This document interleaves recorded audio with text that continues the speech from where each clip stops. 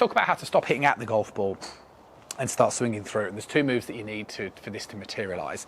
First of all, the kind of golfer who is hitting at the golf ball is somebody who is very stuck, right?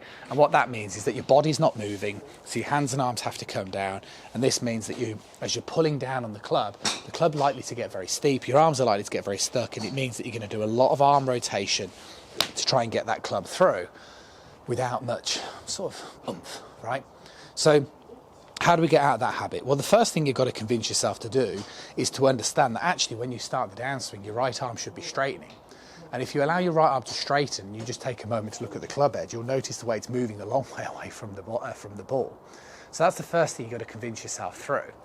But all of a sudden, if you then start to move your chest more over your lead leg, as you're allowing this arm to straighten, you'll start to notice the way that the club head actually progressively gets closer and closer towards the ball.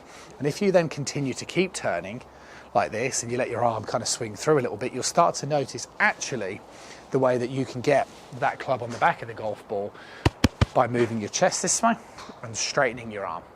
And that's what you're trying to look for. You're really trying to make sure that this chest is moving over your lead leg, this arm can really straighten, and just do a few practice swings, okay? And just break it down that way. So swing back, straighten your arm, okay, like so, turn your chest a little bit, and then let your arms carry on through. So straighten it, turn your chest a little bit, carry your arms through.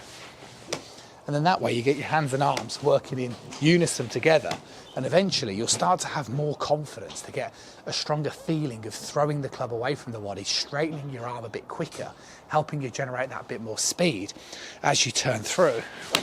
And then all of a sudden you're going to start to produce a lot more club head speed with less effort. So stop hitting at the ball, start to spend a little bit more time practicing, learning a couple of these moves, chest over your lead leg, straightening that arm, make a massive difference. I'll see you soon.